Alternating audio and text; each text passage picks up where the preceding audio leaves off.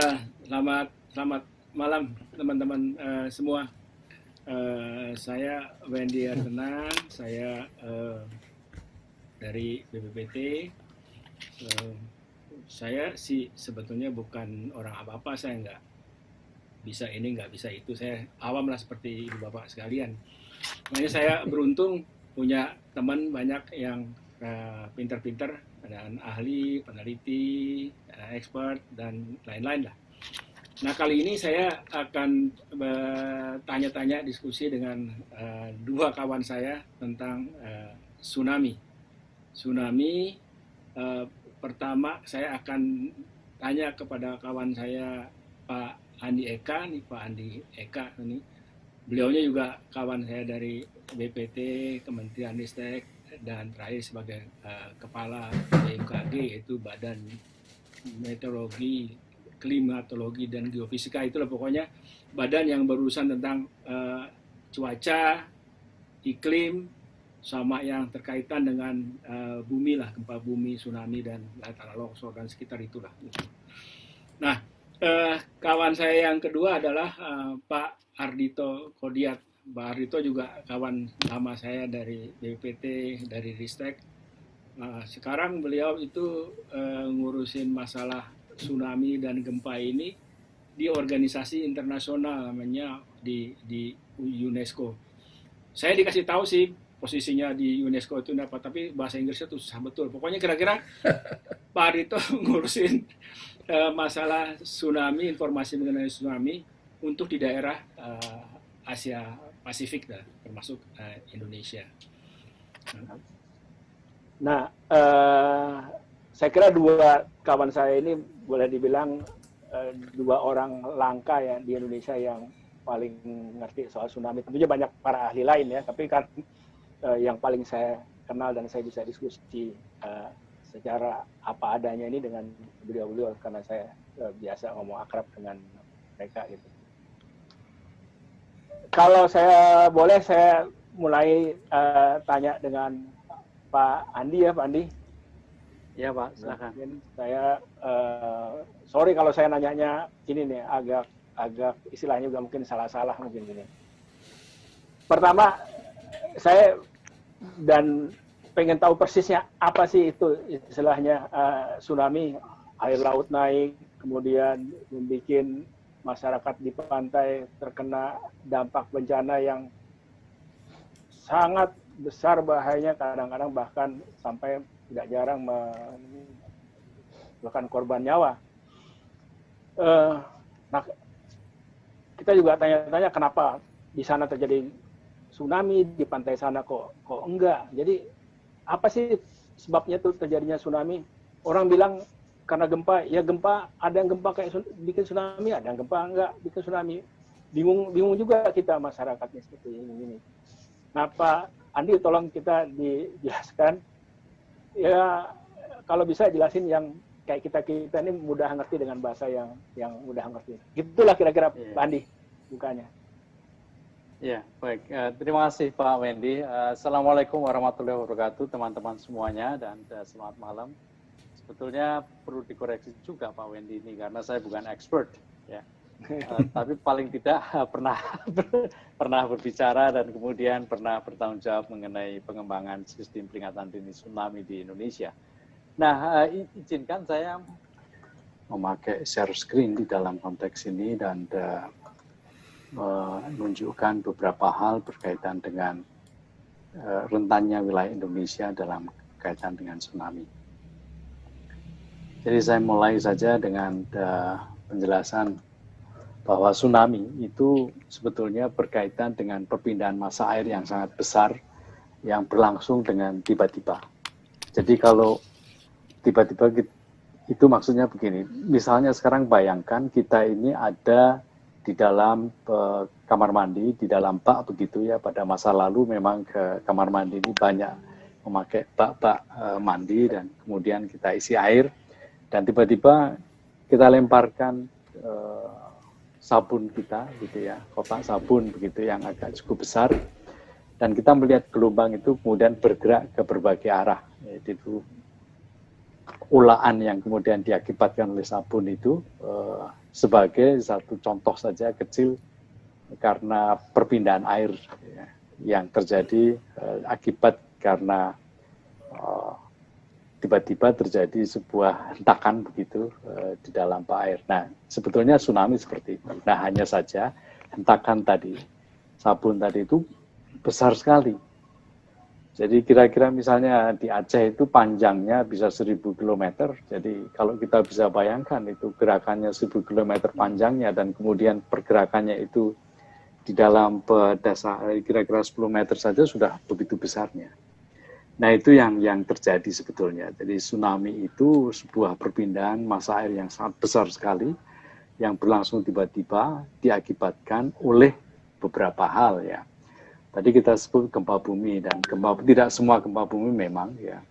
Biasanya yang kemudian menjadi patokan adalah gempa bumi yang terjadi di dasar laut, tidak begitu dalam ya. Kalau kita tidak begitu dalam itu bayangan kita tidak 1 meter 2 meter begitu, tetapi sebetulnya 10 km itu pun itu dangkal menurut ukuran geologis dalam konteks gempa ini, dan itu gempa tektonik dan pergerakannya pun juga tidak pergerakan bergeser, tetapi pergerakan vertikal tegak. Jadi kalau tiba-tiba ada perubahan tinggian dasar laut yang kemudian bergerak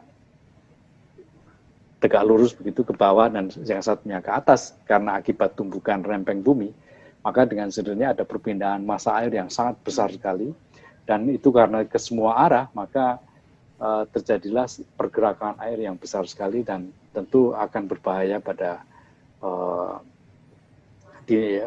masyarakat di daerah-daerah pantai. Dan mengapa kemudian berbahaya? Karena pergerakannya adalah pergerakan energi yang bisa dibayangkan bahwa kecepatan gelombang yang terjadi di lautan bebas itu bisa mencapai kira-kira 800 km. Jadi hampir sama dengan kecepatan pesawat terbang yang sekarang ini dipakai untuk Solo Jakarta, Solo Yogyakarta dan sebagainya. Jadi pergerakan itulah yang kemudian terjadi, dan oleh karena 800 km walaupun kemudian mendekati pantai itu kecepatannya akan turun, tetapi dengan kecepatan turunnya sampai kira-kira 100 atau 150 km pun juga apa yang ada di depannya tentu akan dihantam. Nah ini yang berbahaya. Nah bagaimana daerah-daerah yang mana saja yang sebetulnya menyebabkan itu berbahaya? Kalau kita lihat di Indonesia itu hampir kesemuanya sangat rentan terhadap tsunami. Gambaran yang ada di Indonesia terkait dengan kerentanan tsunami itu ada yang di merah ini, ya, daerah rawan tsunami, merah-merah ini hampir semuanya. Itu adalah rawan tsunami diakibatkan oleh karena ring of fire atau subduksi daerah-daerah di sini, yang kalau pergerakannya pada umumnya kemudian menyebabkan gempa-gempa besar yang kemudian berakibat atau berpotensi pada tsunami. Jadi kalau kita lihat di Sumatera bagian barat, kemudian di Jawa bagian selatan, kemudian ke timur sebelah Nusa Tenggara, kemudian naik ke Sulawesi dan sebagainya. Jadi 56% panjang pantai Indonesia itu rawan tsunami. Dan kita belajar selain juga gempa bumi, ternyata perpindahan air, massa air yang besar itu juga bisa disebabkan oleh karena longsor di dalam laut. Seperti halnya tadi kejadian di Palu misalnya, pusat gempanya ada di darat, besar sekali, tetapi gempa ini itu menyebabkan longsoran terjadi di daerah pantai di Palu dan kemudian menyebabkan perpindahan air yang besar sekali. Dan kalau kita lihat jembatan di Palu pun juga bisa hancur karena tekanan istilahnya hantaman dari gelombang tsunami ini dengan kecepatan 150 km itu bisa kita bayangkan sebetulnya. Nah, kita juga belajar bahwa ternyata tidak hanya karena gempa bumi, kita belajar dari Selat Sunda, anak Krakatau kemarin, ketika terjadi tsunami itu disebabkan tidak hanya karena kebetulan letusannya ada di laut, tetapi bukan letusannya itu sendiri yang menyebabkan, tapi longsoran yang diakibatkan oleh letusan itu kemudian menggerakkan perpindahan air yang sangat besar menuju ke Banten.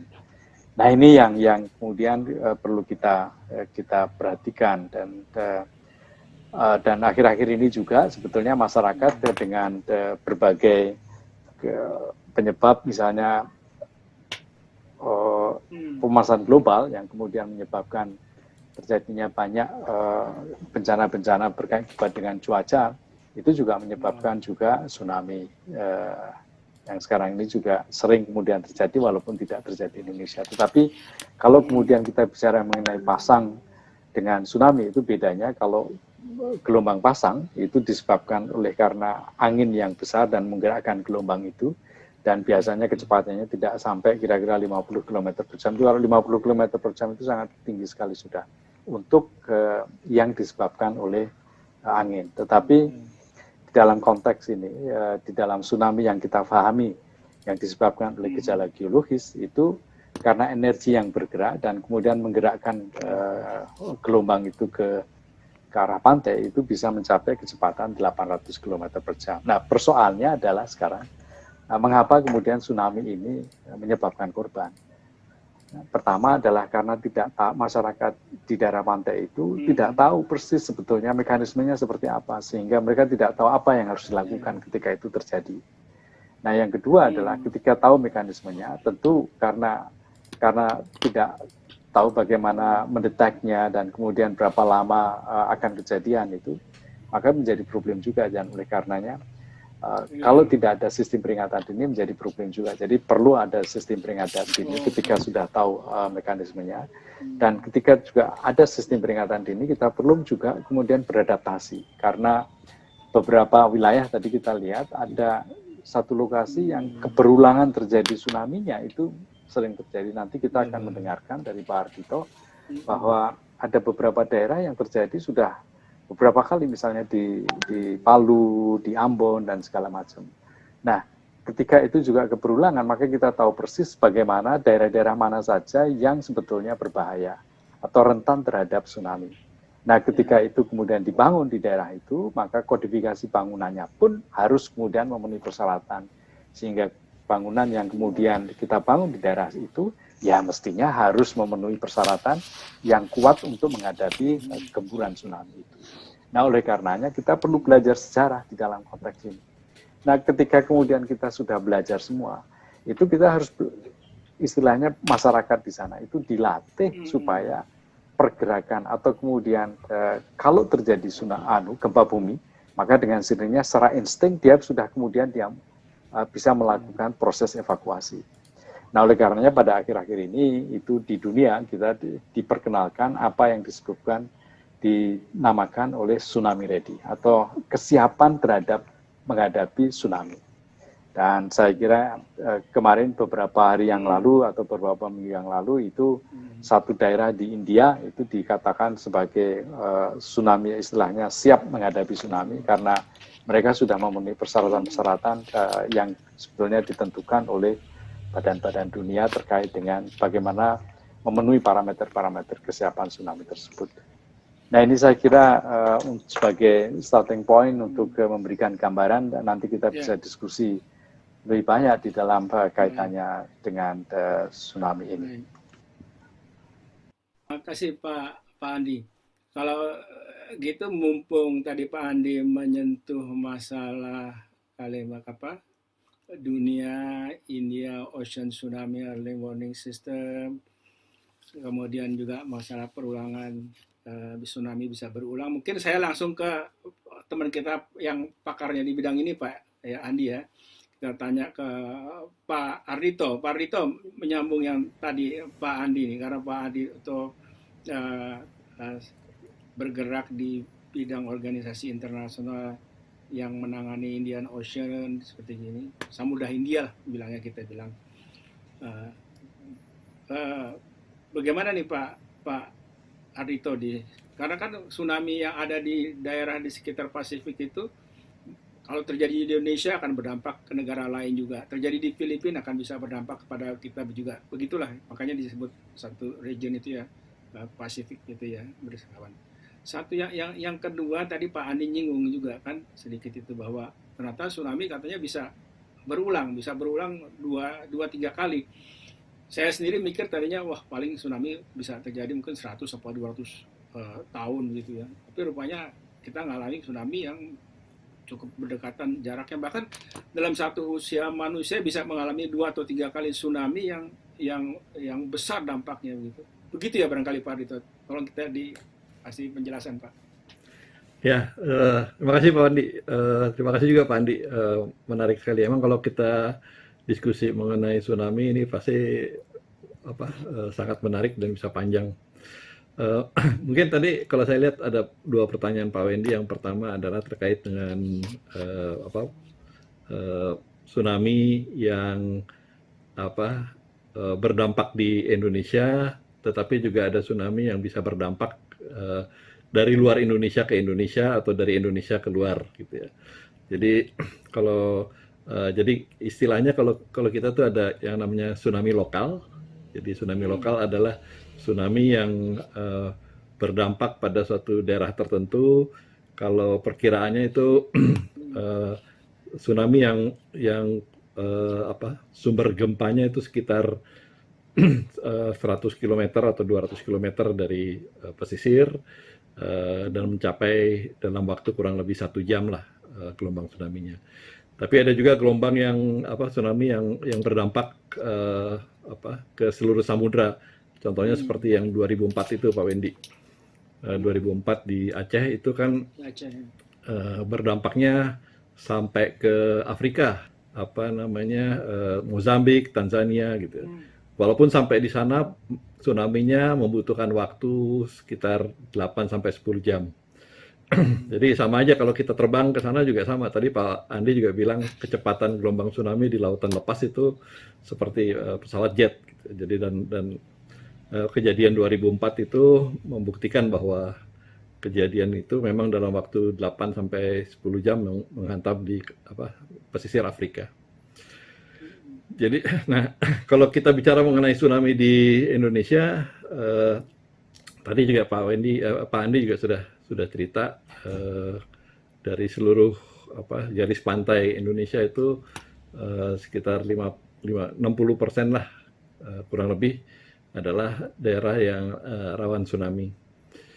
Dan tapi mungkin saya agak ini bahwa daerah-daerah yang di Indonesia itu sebenarnya dengan fenomena tsunami itu sebenarnya sudah tidak asing lagi. Jadi kita memang kebanyakan dari kita mungkin baru ngehnya sekitar 2004 ya, waktu kejadian besar. Tapi sebenarnya kejadian tsunami itu sudah di Indonesia sudah banyak sekali terjadi di berbagai daerah sebelum-sebelumnya. Dan itu dibuktikan dengan sejarah tsunami. Jadi ada catatan-catatan tsunami di masa lalu, dan juga dibuktikan dengan permodelan yang dilakukan oleh para ahli. Nah, kalau misalnya dari istilah tsunami yang tadi saya sampaikan, fenomenanya itu sudah diketahui. Cuman mungkin istilahnya mereka belum tahu bahwa istilah namanya adalah tsunami. Jadi tadi Pak Andi juga mengambil contoh di Sulawesi Tengah. Di Sulawesi Tengah itu sebenarnya sudah pernah terjadi tsunami beberapa kali. Tahun 1927, 1938, 1968, 2018. Itu sudah berkali-kali. Dan sebenarnya masyarakat di Sulawesi Tengah itu sudah punya istilah sendiri untuk tsunami. Jadi itu menggambarkan bahwa tsunami sudah pernah terjadi di sana. Sebagai contoh di Sulawesi Tengah itu ada tiga suku lah. Ada suku Kaili, suku Manggar, dan Bugis.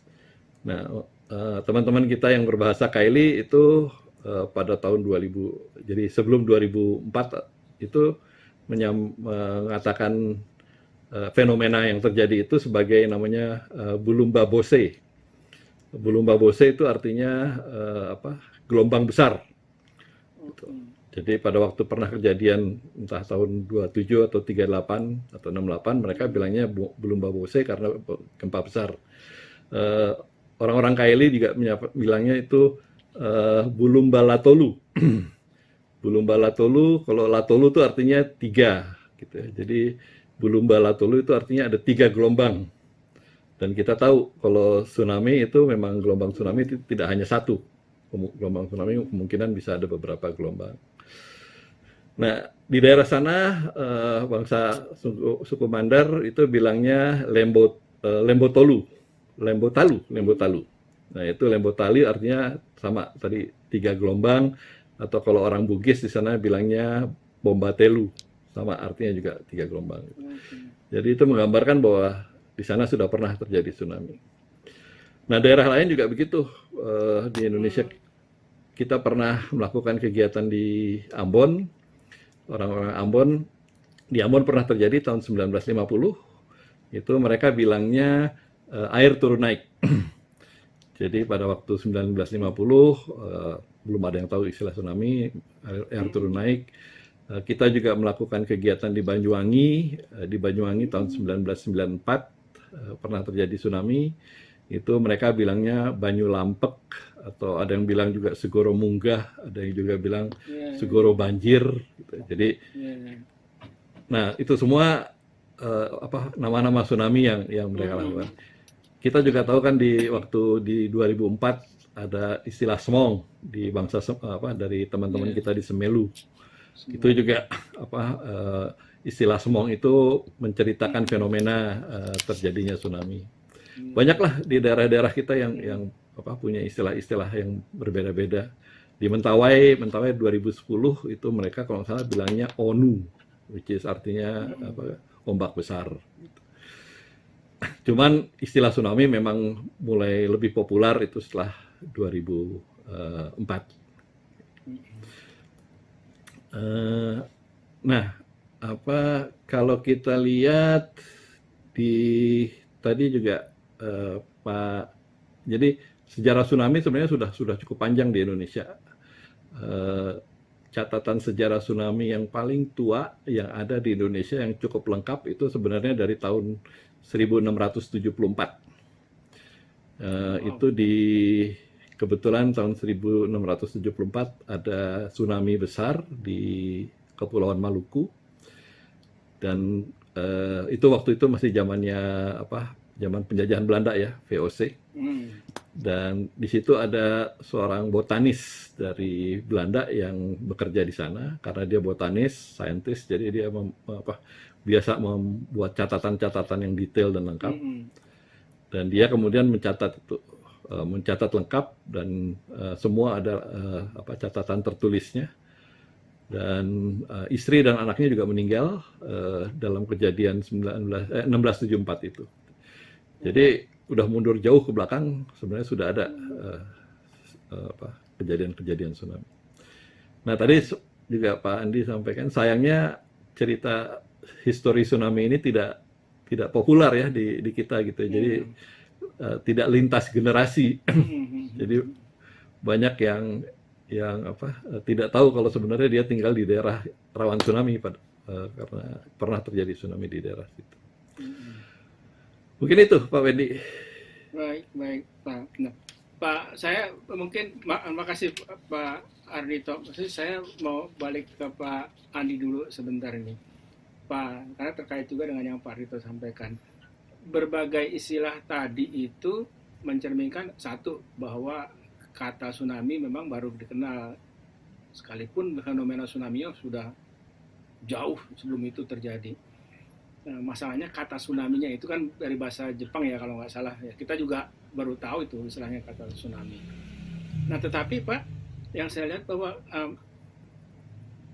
pengertian itu mungkin juga campur aduk antara tsunami yang disebabkan oleh gempa di laut, atau oleh istilah tadi Pak Andi tadi disebabkan oleh istilah apa saya catat namanya, meteo tsunami, akibat badai gempa yang besar itu. Apakah begitu Pak Andi, sekalipun fenomenanya beda, yang mungkin kecepatannya apa saja, tapi dampaknya, yang penting dampaknya ini ternyata begitu besar dan bisa kita alami juga di daerah seperti ini. Terima kasih pertanyaannya, ini pertanyaan yang menarik nih. Jadi tadi sebetulnya sudah saya katakan bahwa salah satu yang menjadi penyebab yang sekarang ini mulai banyak terjadi adalah karena keadaan cuaca. dan bukan karena keadaan geologis, bukan penyebab geologis. Nah ini tadi sudah saya ceritakan bahwa sejarahnya mulai dari badai tropis yang terjadi di Filipina, yang kemudian masyarakat tidak begitu mengenali, sehingga kemudian dipakai terminologi meteo tsunami supaya masyarakat itu mengenal, dan disebabkan oleh badai tropis yang sangat dengan skala yang sangat besar. Nah, ini terjadi di mana-mana sekarang ini. Badai tropis yang sangat besar ini, misalnya di Oman itu juga terjadi badai tropis Mekunu yang kemudian menyebabkan tinggi gelombang sampai 12 meter. Tetapi bedanya yang menarik antara meteo tsunami dengan tsunami yang kita kenal sebagai diakibatkan oleh geologis, gejala geologis adalah bahwa meteo tsunami itu bisa diperkirakan 6 hari atau kemudian lebih dari 6 hari, sehingga masyarakat bisa kemudian diberitahukan dengan sistem peringatan dini bahwa ini akan terjadi, lalunya lintasannya di mana. Nah, sementara yang gempa geologis itu tidak bisa, karena tidak bisa diperkirakan kapan kemudian terjadinya gempa. Nah, perbedaan yang lain adalah kecepatan. Betapapun kecepatan dari meteo tsunami itu tadi saya sampaikan tidak lebih dari 50 km per jam, tetapi barengannya, jadi istilahnya terjadinya meteo tsunami itu dibarengi dengan hujan, kemudian angin yang sangat kencang, itu yang membuat penderitaannya bertambah-tambah dan kemudian banjir juga kadang-kadang. Nah, sementara yang di tsunami yang disebabkan oleh gejala geologis itu yang terbawa adalah energi. Jadi ada kekuatan yang sangat besar sekali dengan kecepatan kira-kira 800 km di lautan bebas, kemudian datang di pantai dengan ketinggian yang mulai semakin tinggi mendekati di pantai, dan kemudian kecepatan memang turun, tapi turunnya tidak begitu tinggi. Misalnya seperti di Palu itu kecepatan yang terakhir bisa dicatat 150 km. Dan orang yang kemudian dihantam dengan gelombang dengan kecepatan 150 km, saya kira tidak ada satupun yang kemudian cukup panik. Kita melihat bahwa jembatan di Palu juga hancur. Nah, ini yang kemudian membuat kita harus waspada. Nah, oleh karenanya, selain juga kita perlu tahu mekanismenya, kita perlu mengenai sistem peringatan dini, karena bagaimanapun juga daerah Indonesia itu mempunyai jarak kira-kira rata-rata 200 sampai 400 km, walaupun ada kejadian-kejadian tsunami lokal yang datangnya itu tidak lebih dari 5 menit, atau kemudian di Palu itu juga 3 sampai 5 menit.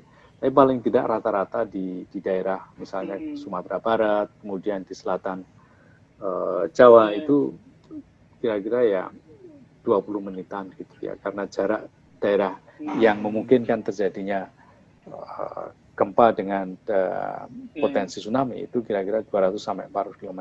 Tapi orang yang kemudian berlari untuk kemudian menghindari gelombang dengan kecepatan 250 sampai 800 km itu ya tentu saja sangat berat sekali, dan oleh karenanya perlu kita berlatih dalam konteks ini, tahu kemana harus lari, apa yang harus kemudian dilakukan, sehingga kemudian kita ada juk. Jadi kalau ada terjadi gempa yang cukup besar, itu sudah tidak usah tanya pusatnya ada di mana, kita kemudian lari cari tempat yang tinggi saja sudah. Itu yang paling aman. Tidak usah mikir kulkasnya ada di mana, kemudian uangnya tinggal ada di mana, karena sudah semuanya, kecuali dengan latihan itu kita sudah meletakkan, oh ini daerah, ini apa namanya, rangsel yang di dalamnya sudah ada misalnya botol air dan segala macam. Itu kan perlu latihan dalam konteks ini. Di Jepang itu masyarakat sudah dilatih, sudah mempunyai emergency bag begitu ya, tas untuk darurat, sehingga ketika mereka menghadapi itu kemudian langsung dibawa. Di dalamnya sudah ada snack, sudah ada air, sudah ada P3K dan segala macam, sehingga mereka tahu persis kemana harus lari, kemudian kapan kemudian harus berhenti, karena di daerah situlah sudah kemudian aman. Nah, saya kira ini yang perlu kemudian kita pahami, dan kalau harus ada fasilitas yang kemudian harus dibangun di daerah pantai, ya dengan sendirinya harus memenuhi persyaratan agar semua masyarakat di situ juga aman. Jadi tidak hanya kodifikasi bangunannya, juga tingginya dan segala macam yang juga menjadi aman. Saya kira itu Pak Wendy yang kemudian perlu kita catat bersama. Kalau tetapi apa ya yang dirasakan oleh masyarakat awam dampaknya ya berat juga kan, kita lihat waktu itu Pak Andi ya, entah ada di Bali atau di daerah Sukabumi itu mengerikan juga dan bisa makan korban juga ya. Kalau gitu apa yang kira-kira Bapak tadi ngomong soal adaptasi seperti gitu, kan jadi beda nih. Dulu saya hidup di situ nggak apa-apa, sekarang tiba-tiba perubahan iklim, selain masalah gempa gitu yang menyebabkan apa ini kok jadi bahaya, lalu saya mesti ngapain. Nanti saya juga akan tanya juga ini mengenai hal ini kepada Pak Rito, tapi saya akan tanya dulu ke Pak Andi. Tadi Bapak nyinggung duluan tadi adaptasi. Ya, ada satu yang ingin saya sampaikan berkaitan dengan kesiapan tsunami ini. Kebetulan dunia melalui PBB sekarang ini meluncurkan sebuah program yang disebut United Nations Decade on Ocean Science. Ya. Jadi dekade sains kelautan PBB berkaitan dengan pembangunan berkelanjutan. Nah, program itu akan dimulai tahun 2021 sampai 2030 dan salah satu yang sebetulnya menjadi target mereka adalah mewujudkan visi mengenai tsunami, yaitu laut yang aman. Nah, visi mengenai tsunami ini atau kemudian disebut safe ocean itu ada 3 hal. Satu adalah laut yang aman itu bukan laut yang tidak akan terlanda tsunami. Yang kedua, laut yang aman adalah laut yang ancaman tsunami-nya dipahami, diamati, dan dampaknya diperkirakan secara akurat sebelum tsunami tiba di pantai.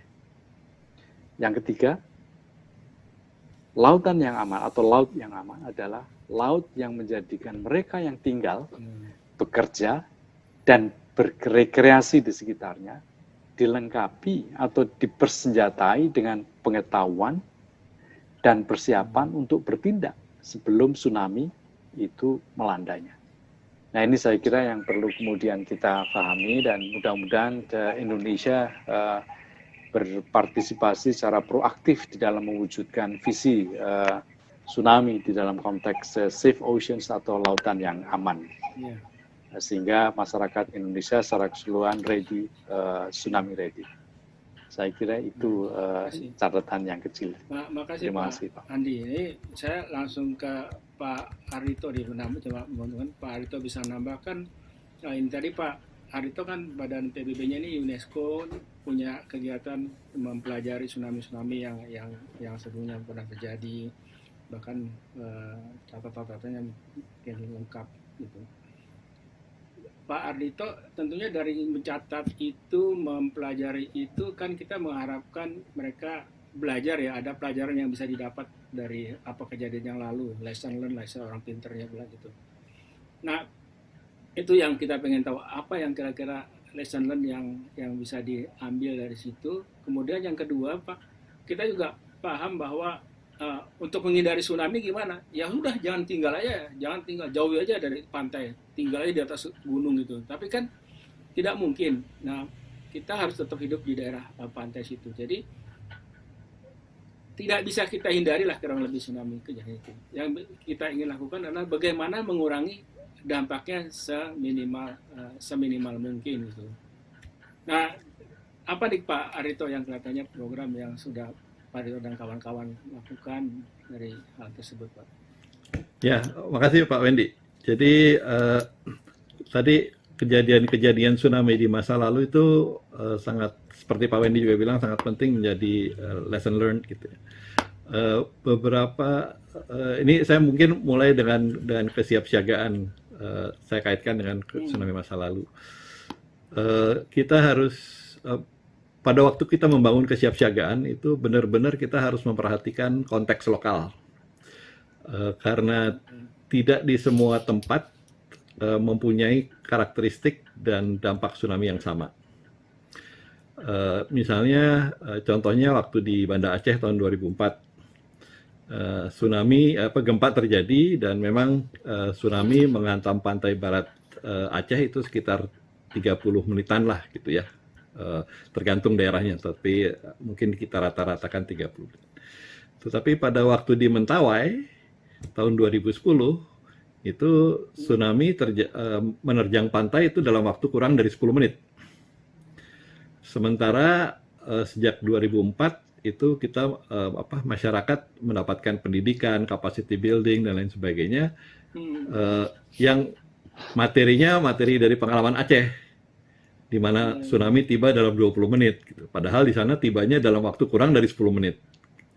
Jadi kesiapsiagaannya itu benar-benar kita harus memastikan kontak lokal. Contoh juga di Palu. Di Palu kemarin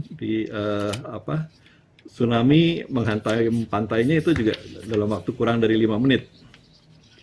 Sementara waktu kita banyak yang memberikan capacity building di Palu juga menggunakan materi di Aceh yang tsunami tiba 30 menit setelah gempa. Gitu. Jadi ini banyak kejutan-kejutan juga buat teman-teman di lokal yang menerima materi pendidikan yang tidak sesuai dengan konteks lokal. Jadi waktu kita membangun kesiapsiagaan itu benar-benar kita harus memperhatikan konteks lokal, dan kejadian-kejadian tsunami masa lalu itu yang kemudian bisa membantu memperkuat dan menceritakan bagaimana tsunami atau fenomena tsunami itu terjadi di daerahnya. Dan tadi pertanyaan Pak Wendy juga terkait dengan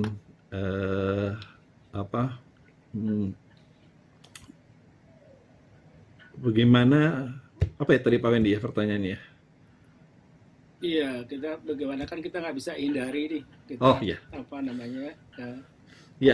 yang harus kita lakukan mengurangi dampak ini? Ya, jadi tsunami itu bukan sesuatu yang harus kita harus takut. Sebenarnya tidak harus takut gitu, tapi kita harus waspada, kita harus siap siaga gitu ya.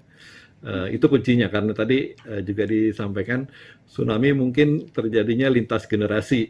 Jadi teman-teman yang mengalami tsunami di tahun 2004 kemarin di Aceh mungkin beberapa generasi baru akan mengalami tsunami yang sama. Dan ini kalau kita lihat juga karakteristik kehidupan masyarakat kita yang di pantai khususnya adalah kehidupan dan penghidupannya itu dari laut. Nah, benar-benar yang harus dibangun kemudian adalah kesiapsiagaan.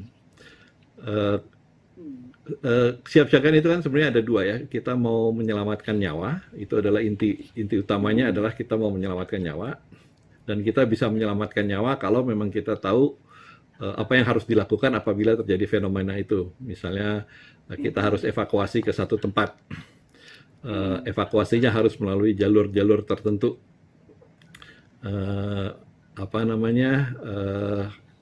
Yang kedua, kita juga mau menyelamatkan harta.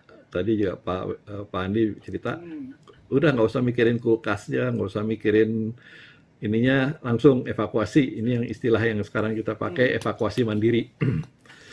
Nah, kalau dia memang mau menyelamatkan harta, maka harta bendanya jangan diletakkan di daerah rawan tsunami gitu ya. Atau kalau memang mau diletakkan di sana, maka harus mengikuti suatu ketentuan-ketentuan yang bisa menyelamatkan hartanya dari tsunami. Contoh misalnya di Flores ya, di Flores tahun 1992 kebetulan kita melakukan kegiatan di sana. Ada Babah Akong, dia mendapatkan Kalpataru. Tahun 1992 itu dia habis. Dia sebelumnya dia kayak pengusaha yang berhasil dalam bidang tambak ikan. Tapi 1992 habis terhantam tsunami, dia ground to zero, nggak punya dana lagi, dan akhirnya kemudian, tapi dia nggak mau, dia tetap mau pindah tinggal di daerah itu. Yang dia lakukan adalah membangun hutan mangrove di sekitarnya. Dan hutan mangrove itu sekarang udah sampai berhektar-hektar karena usaha itu dia. Jadi dia kemudian kita lihat dia melakukan mitigasi. Jadi dia tetap karena dia hidupnya memang hidup dan penghidupannya di daerah pesisir, dia tetap tinggal di sana, tetapi dia kemudian membangun mitigasi dengan membangun hutan mangrove di sekitarnya, sehingga kalau memang ada tsunami seperti 1902, paling tidak ada usaha-usaha untuk mencegah dan mengurangi dampak tsunami di tempat di mana dia tinggal. Nah, itu pengalaman-pengalaman itu yang harus jadi ini. Tapi ada juga pengalaman negatif di Flores. Di Flores, di Desa Wuring, tahun 1992, hampir sekitar 1.800 orang di sana meninggal karena tsunami. Desa Wuring itu sangat unik, karena Desa Wuring itu dia masuk ke dalam laut. Jadi desanya itu menjorok karena perkembangan dia terus masuk ke dalam laut. Bahkan sekarang itu dia masuk ke lautan itu udah sekitar hampir 1 kilometer dari garis pantai ke arah tengah. Nah, tahun 1992 belum begitu jauh, jumlah penduduk juga belum banyak, tetapi hampir 1.800 orang meninggal. Sekarang yang tinggal di sana udah jauh di atas 5.000. Tidak ada usaha mitigasi sama sekali. Bahkan difasilitasi untuk kemudian terus berkembang di daerah situ. Jadi disiapkan listrik, disiapkan air, dibangun sekolah, dibangun masjid. Gitu. Padahal udah jelas daerah itu tahun 92 hancur. Nah, itu kita lihat bahwa nggak ada pembelajaran yang diterima di situ. Gitu. Jadi walaupun kita tahu hancur, tapi tetap kemudian dibangun, dan sayangnya pembangunan juga difasilitasi oleh fasilitas-fasilitas air, listrik, sekolah, masjid, dan lain sebagainya.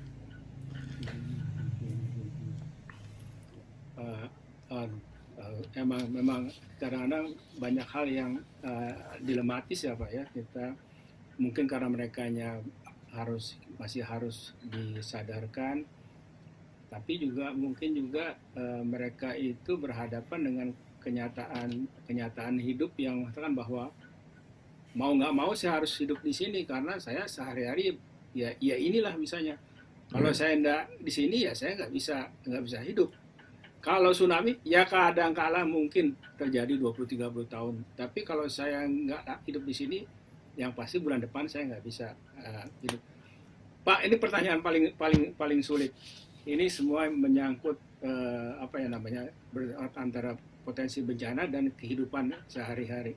Nah, saya tentunya tidak mengharapkan jawaban yang ideal ya Pak ya. Cuma kira-kira yang mana yang paling optimal lah di antara itu Pak Andi, Pak Ardhito, ya tadi masalahnya pertama kompleks ini masalahnya lokal, sifatnya lokal, dan kita juga ingin lihat juga peran selain dari masyarakat, pemerintah daerah, tokoh masyarakat. Kelihatannya ini semua harus sama pemikirannya, kalau nggak bisa juga kita mengurangi dampaknya itu. Barangkali atau gimana Pak Andi, Pak Ardhito? Silakan. Terkait dengan kata akhir ya, barangkali yang perlu disadari bahwa di dalam hal berkaitan dengan gejala geologis Indonesia, seperti yang tadi dikatakan 56% itu menghadapi potensi tsunami yang sangat rentan sekali, terutama bagi masyarakat yang tinggal di daerah-daerah itu. Juga sebetulnya berkaitan dengan meteo tsunami itu, walaupun badai tropis sudah lewat Indonesia, tetapi beberapa tahun terakhir ini, sejak 2017 kita mencatat beberapa badai tropis sudah mulai mendekati Indonesia, sehingga kemungkinan itu juga nanti ke depan semakin terjadi. Jadi untuk menghadapi itu hanya satu, dikatakan ya kesiapan dan kesiagaan kita untuk menghadapi itu, sehingga masyarakat harus dibantu. Istilahnya masyarakat sendirilah yang kemudian secara bukan sendiri tetapi paling tidak dibantu oleh berbagai pihak, termasuk juga pemerintah dan juga instansi yang berwenang kepada masyarakat, supaya masyarakat memang siap untuk melakukan aktivitas-aktivitas ekonomi produktifnya di daerah-daerah itu, sehingga mereka bisa hidup harmonis bersama dengan tsunami. Saya kira itu. Kalau boleh saya tambahkan Pak Wendy. Jadi tadi Pak Andi juga sudah beberapa kali menyebutkan mengenai tsunami ready. Jadi Tsunami Ready itu salah satu kegiatan yang dicanangkan oleh IOC UNESCO untuk tadi terkait dengan Ocean Decade for 10 tahun dekade untuk lautan,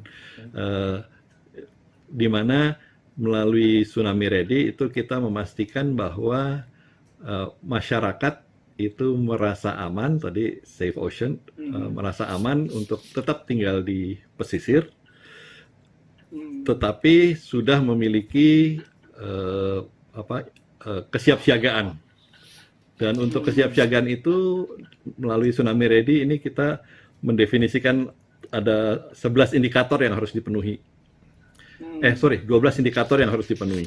Jadi sebelumnya ada 11 indikator, tapi dalam diskusi terakhir salah satu indikator dipecah jadi 2, jadi sekarang ada 12 indikator yang harus dipenuhi oleh masyarakat. Indikator itu bisa diterapkan oleh masyarakat, tetapi ada beberapa indikator yang membutuhkan bantuan dari pihak lembaga-lembaga terkait, misalnya terkait dengan tsunami hazard, itu perlu tsunami modeling dan lain sebagainya, jadi mereka harus bekerja dengan perguruan tinggi atau dengan lembaga penelitian gitu. Tetapi tsunami indikator-indikator yang lainnya bisa diterapkan oleh mereka. Nah, di Indian Ocean itu tadi juga Pak Andi bercerita, sebenarnya kita sudah mulai mensosialisasikan Tsunami Ready ini sudah dari tahun 2007 di Samudra Hindia. Tahun 2018 ada 2 negara yang menyatakan bahwa ya kita akan mempilot Tsunami Ready, tapi pada akhirnya yang melaksanakan hanya satu, yaitu India. India pada waktu itu mempilotkan ada 6 komunitas atau 6 community lah gitu ya, yang melakukan Tsunami Ready, dan tahun 2020 ini kita memberikan recognition pada 2 komunitas atau community untuk mendapatkan yang namanya Tsunami Ready Recognition. Nah, recognition ini itu punya masa berlaku gitu ya. Jadi di sini yang kita jadi untuk mendapatkan rekognisi itu mereka harus melalui suatu proses evaluasi. Setelah menerima recognition itu hanya berlaku sekitar 3-4 tahun. Nanti dievaluasi lagi. Mereka harus jadi selama 4 tahun itu ada tuntutan kegiatan yang harus mereka lakukan setiap tahun. Nah, ini yang dengan usaha ini maka diharapkan adanya sustainability. Jadi setelah tahun keempat itu dievaluasi, kalau memang ternyata mereka melakukan semua kegiatannya dan ternyata tingkat kesiapsiagaannya itu di-maintain, maka dia bisa terus mendapatkan recognition itu. India berdasarkan 2 kemarin, sekarang dia mentargetkan sampai tahun 2021 sekitar 340 masyarakat lagi yang akan menerima Tsunami Ready. Mereka sudah mulai jalan, tapi karena COVID sekarang mereka berhenti. Jadi, tapi target mereka dalam tahun 2021 atau 2022 sekitar 340 community di India diharapkan mendapatkan Tsunami Recognition, Tsunami Ready Recognition. Tsunami Ready Recognition. Jadi satu kesiapan menghadapi tsunami lah ya, semacam kayak sertifikat gitu. Di Indonesia belum ada, kita mulai ya, belum ada dapat lah ya, belum ada. Sayang sekali kebetulan ya saya melihat indikator dari Tsunami Ready yang IOC UNESCO itu sebenarnya di Indonesia punya program yang namanya Destana, Desa Tangguh Bencana. Itu dikerjakan oleh BNPB, dan tahun ini mereka juga punya program yang namanya Katana, yaitu Keluarga Tangguh Bencana. Dan Destana dan Katana ini juga punya indikator-indikator yang ditetapkan oleh BNPB, sehingga ini. Dan saya lihat sebenarnya indikator-indikatornya itu sangat mirip antara Mirip ya.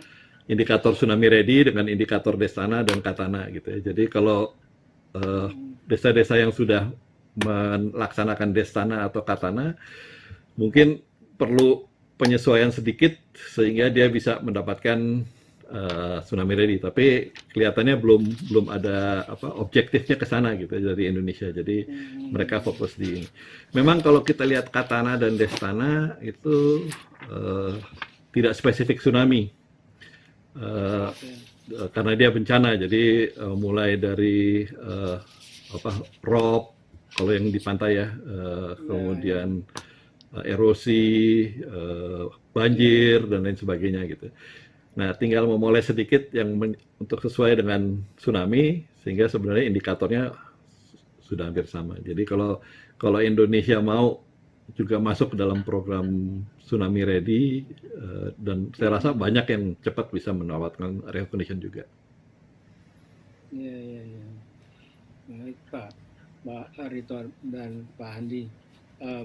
Banyak tentu yang masih perlu kita gali, teman mungkin karena waktunya nih. Jadi barangkali saya menginginkan sendiri bahwa itu kan kayak program Destana, Katana, kemudian tsunami ready kayak gitu kan. Yang paling bayangan saya yang paling persoalan dari kita kan bagaimana mengimplementasikan program itu ke bawah ya, kalau orang terbilang bagaimana make it down to earth lah, ke memumikan.